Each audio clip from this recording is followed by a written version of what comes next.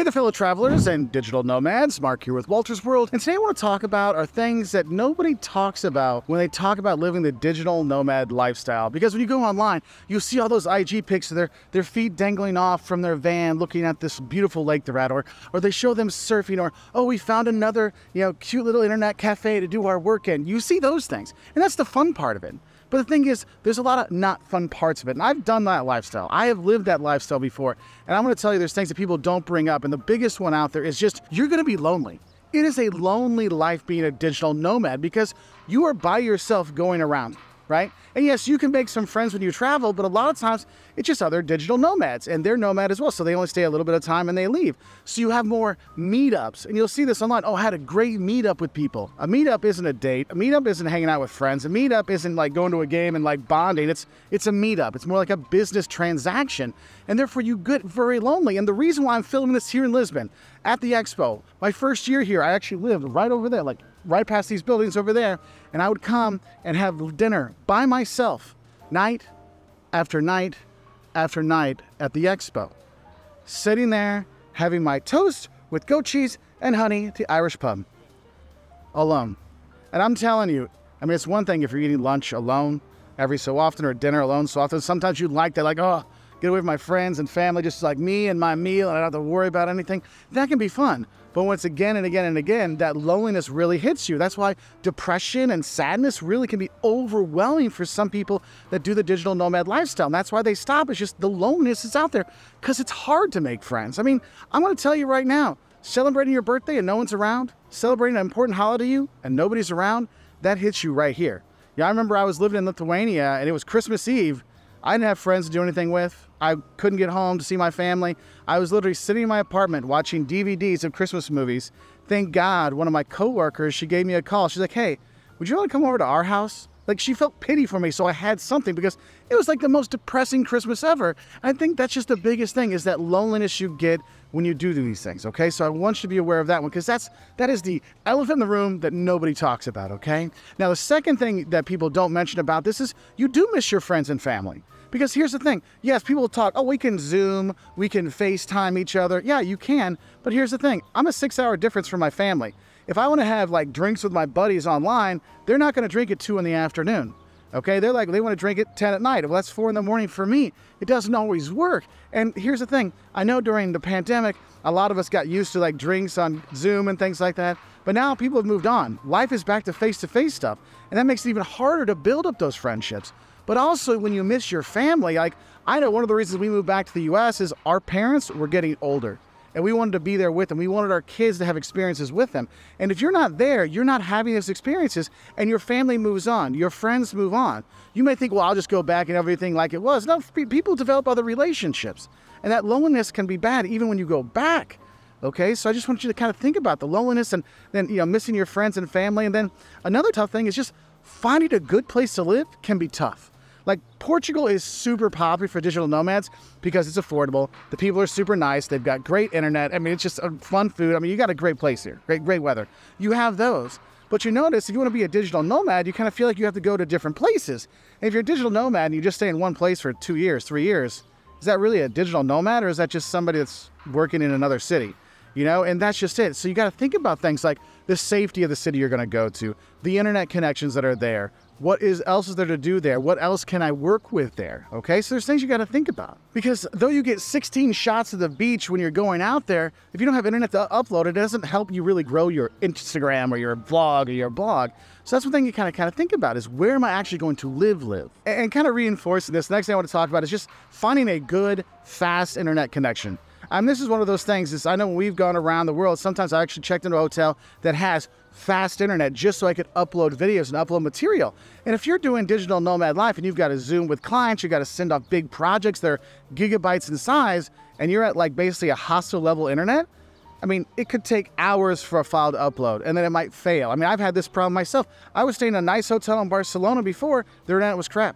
I mean, I couldn't even upload like a picture. It was that bad. I'm like, well, I guess I'm not doing any Wolters World editing when we're here.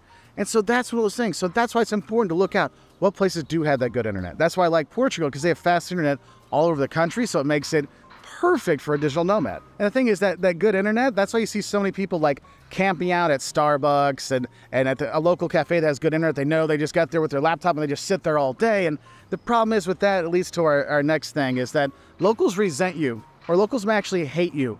Because digital nomads, when they come in, they rent out apartments and they're usually making more money than the locals, so they can drive up the prices. So a lot of times, the digital nomads are driving out locals from living in the centers of their cities and towns because they can't compete on the prices. Because I lived here in Portugal and I made 1,200 euros a month and I was living like a king. Like if you're coming from the US, you're making way more than that. And so you can drive those people out of the market. And so there's some resentment there. And also restaurants and cafes, if they see you're just coming to use the internet and you're having one bica, uma bica, just a little coffee that's like €1, and they see that, that could be resentment as well. Because some places will put out signs, digital nomads not wanted, or a time limit, 1 hour. A lot of it is because of that. Another thing I think is really important to mention is if you're going to do the digital nomad lifestyle, you don't have a safety net.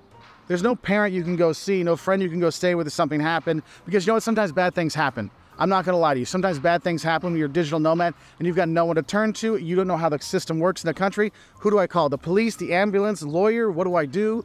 These things you just don't have. That's why it's really important when you are gonna be a digital nomad in a country, try to meet locals that can help you. Even if they're just like people that are helping give you basic information, that's why it's really important to do your research before you go to any place to be a digital nomad. Because the pictures look cool in Thailand or the pictures look cool in Australia, you gotta make sure it's right for you. And one of the reasons why I bring up that safety thing is another thing people don't mention, because this is one thing when it comes to travelers, you know, it's like every traveler is a friend of another traveler. But same thing with digital nomads. They think, oh, all other digital nomads are my friend, and they can be friendly with them. But you gotta realize, not every other digital nomad is your friend. Some of them are not good people, and you need to be aware of that. So if there are meetups, if there are things, do your same common sense you used to do back home. Because the thing is, when you get so lonely, you're reaching out for straws. Like, hey, there's someone that speaks my language. There's another digital nomad here. They understand my lifestyle, so you have a connection.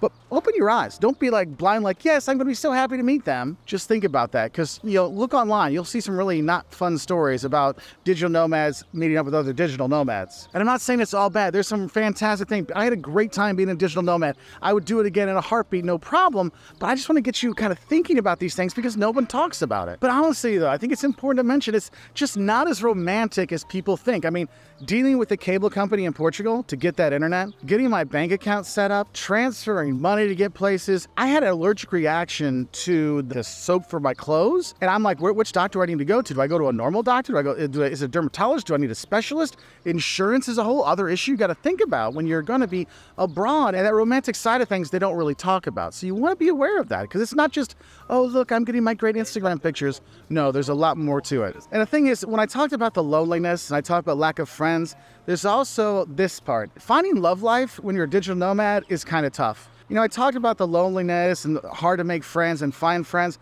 but also there's the love side of things. If you're a digital nomad, it's hard to find love. You know, I mean, you can swipe on Tinder or Grindr or whatever you're using to find people that way, you know, but the thing is really meeting people that you find a deep connection can be tough because people know, oh, you're going to leave in a few months anyway. I mean, it's hard for me to like pour my soul into you if I know, oh, you're going to leave in 3 months. Well, then we'll just be friends. We'll just have fun together. And that makes it kind of tough that you do get even more lonely, because if you're doing this throughout your 20s, next thing you know, you're in your 30s, you're like, wait a minute, I don't have anybody. And I don't even know how to meet people when I'm doing this. So something to kind of think about. Now, another thing I think is very important is people don't always talk about how their passive income streams really can help them out, but it takes a long time for those passive income streams to work. That's why I'm sure if you're watching this video, probably an ad before this, or you're on TikTok or Instagram, an ad popped up like, do you want to have the digital nomad lifestyle? Sign up for my $80 course and I can teach you how to be a digital nomad. The thing is, they're going to teach you and tell you, hey, you should do a class about telling people how to be digital nomads and sell that class, and that's going to help you pay for your living abroad. Look, I do pretty well on YouTube. I'm not gonna lie to you. Like, it pays more than my bills, all right? But the thing is, it took me 4 years to start making any money online. It took me 8 years till I had an income that I didn't have to have any other job. This is something you have to think about. All these people that say, oh, go travel the world and you can make money on Instagram, you can get free stuff here. Yeah, there's some things you can get, but it takes time. So you need to have other income streams that's coming in. And when there's the other income streams, you also have to remember one of those things, it's not free to travel. It's not free to live all these places. You got to pay for these things, and you have to have that income that's going to support it. Hence why you have people that do Bali, Thailand, Portugal, cheaper places to live, their money goes farther. Because if I know I'm hiring a digital nomad right there, if I'm a business, you're a digital nomad, I'm paying you less than the people who work in the office. Because you're not here, I don't have to worry about you, and you've probably got 4 other jobs going on, so you're not gonna be 100% for me. Why should I pay you everything? That's one thing you have to realize, is that kind of how companies look at you and how the income's gonna come in and how it's perceived and how you're gonna pay for it all. Because budgeting, figuring these things out, it's really important, because you don't wanna be one of the beg travelers that are there like, hey, I'm playing music, give me some money because I'm stuck here in Portugal. I saw a lady yesterday doing that, and she's like, money to get me home. I'm like, you got your backpack, you obviously have money, you've been traveling a while, and you're begging people that make next to no money compared to your home country.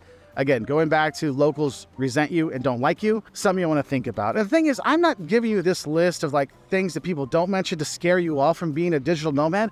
I'm doing this list for you to understand the things you need to think about before you go into the digital nomad lifestyle, because it's fun.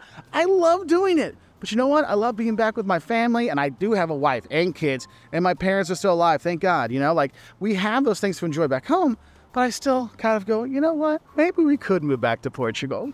Anyway, I hope this helps you get a better idea of what to expect when you do a digital nomad lifestyle, because a lot of people want to do it, and I understand why. It's fantastic. But if there's other tips you have for people that people don't talk about for the digital nomad lifestyle, please put in the comment section below so people can be better prepared so they can really love their time abroad. Anyway, I wish y'all the best. I'll say bye from here in Lisbon, Portugal.